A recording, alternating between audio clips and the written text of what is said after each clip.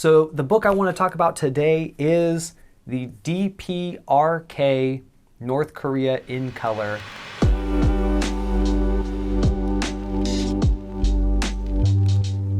This photographer is a phenomenal architecture photographer. I'll put a link to his website in the description below if you want to check out his work or even see if you can nab a copy of this book.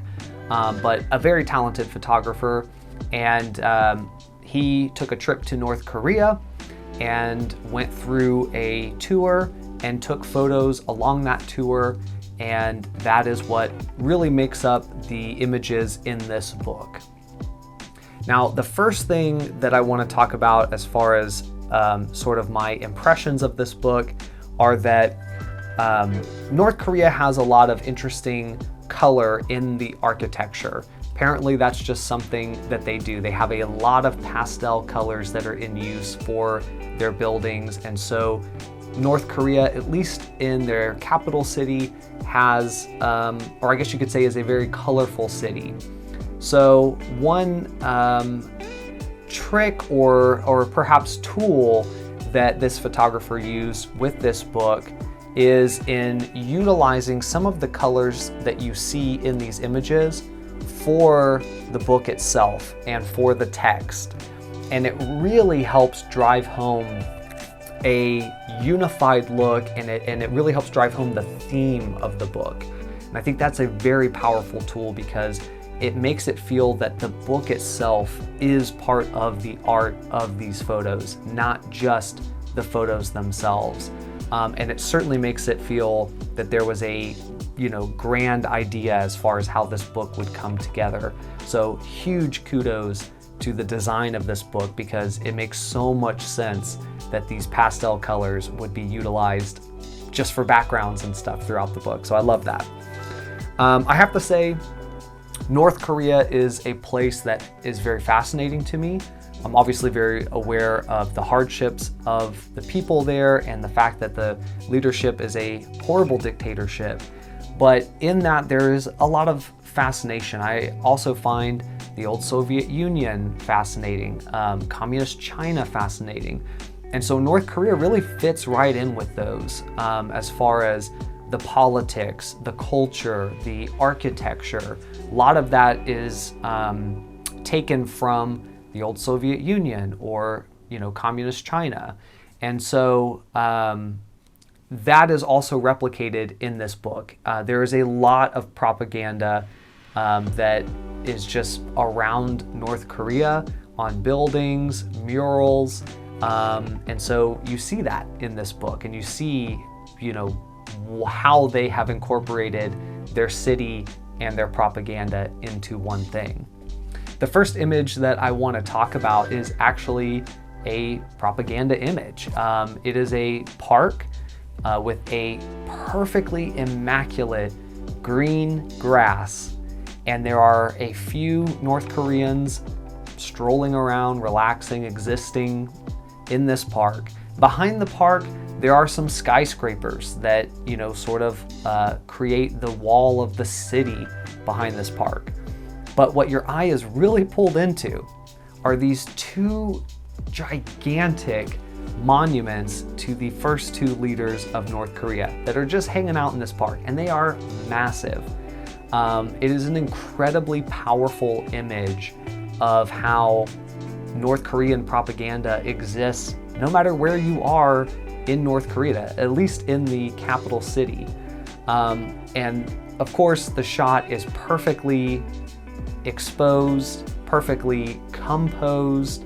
It's an incredible shot to look at, and I find myself just wanting to stare at it because it's so good. You will also find in this book plenty of shots of North Koreans, at least the party's idea or what they want you to see as far as what a North Korean's daily life looks like. But you will also find images in this book of just random places, completely devoid of any people. And I don't know if that's just perfect timing on the part of this photographer, or if there just aren't people in some of these places that have been built, if they're there really for the consumption of tourists rather than the consumption of the people themselves. But that really strikes me, especially the shots. You know, it's cool to see North Koreans, even if it is the propaganda version of them in their daily life.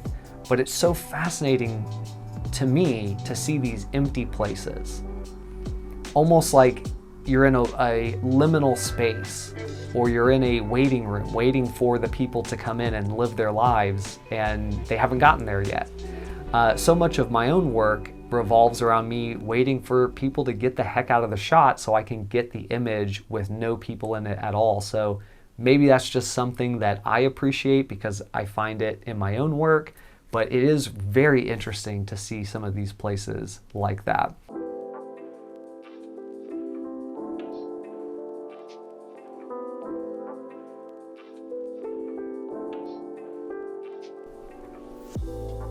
One last image that I want to talk specifically about is actually, I think, the very last image in the book, and I'm actually checking right now to see if that is the case, and it looks like it is.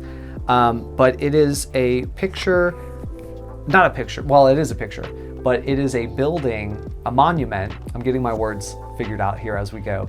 It's a monument that has 3 hands, and I think it's like the hammer and sickle, just different tools that are associated with communism.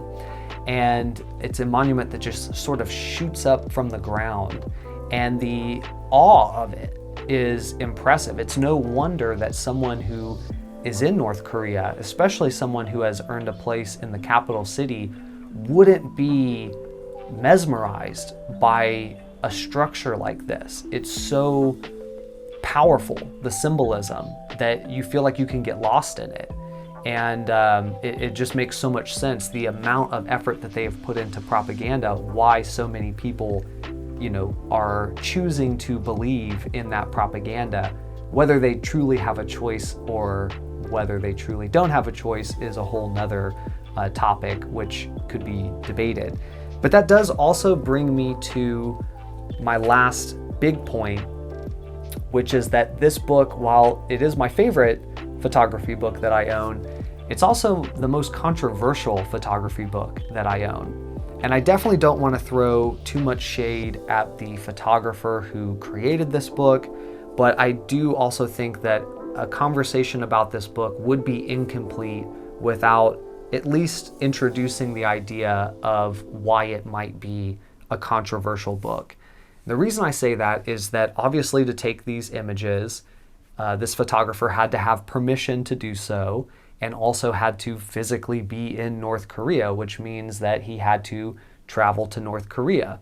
And the only way for a foreigner to travel to North Korea and view North Korea is to take a state-sanctioned tour, which is, by some people's, claims, a funnel for the government, meaning that you pay a tour and all of the money just ends up in the hands of North Korea's government.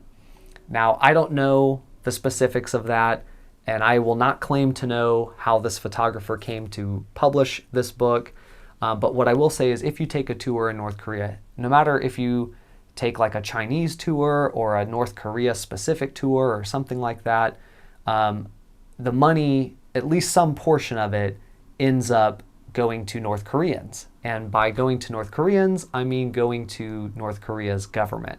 It's one of the ways that the government makes money. So any money that ends up in the hands of North Korea's government, obviously some of that will go to paving roads maybe, or building things, hopefully feeding some of the North Korean people.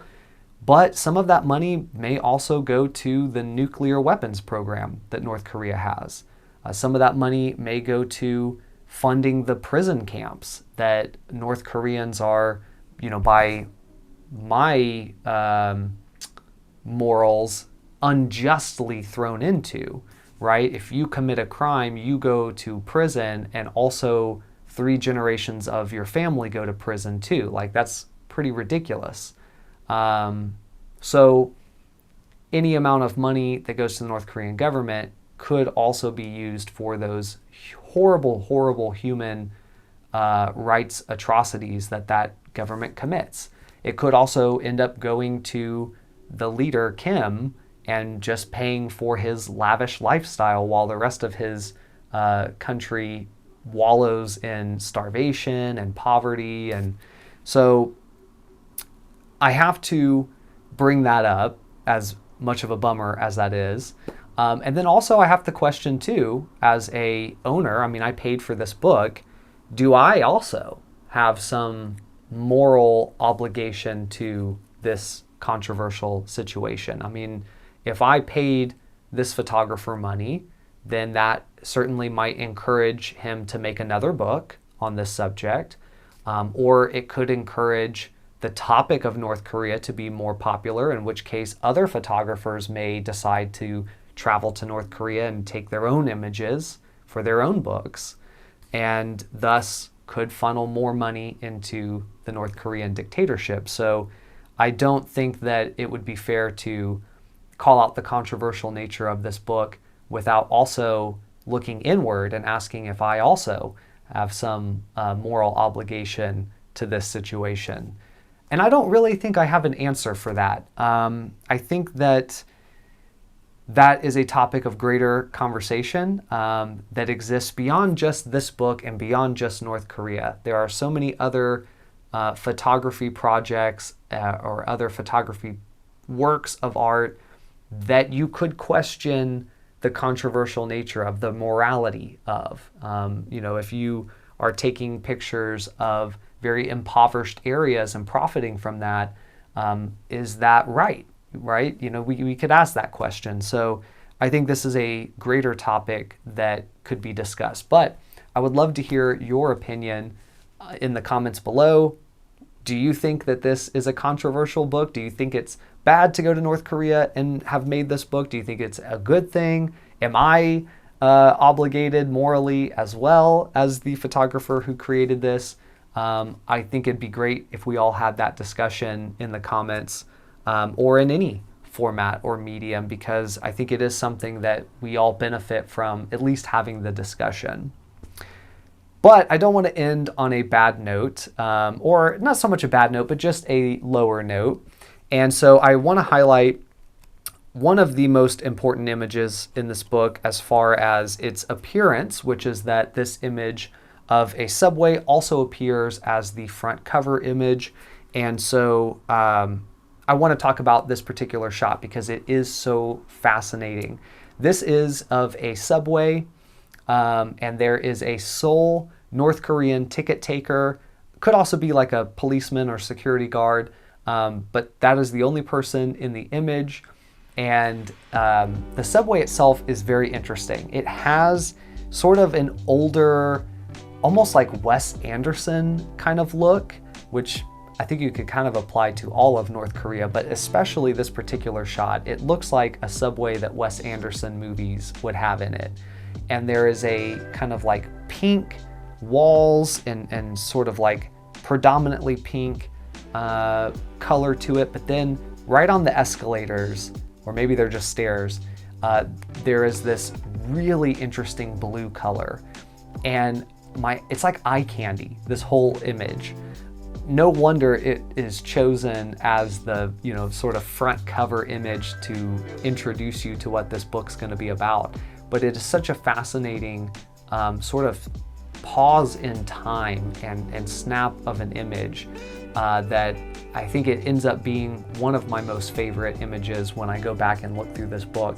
Largely, almost every one of these images I would love to frame or have in some sort of medium where I could see them all at once, like do an entire wall of just the pictures from this book, because they are so good and each one of them you can really get lost in.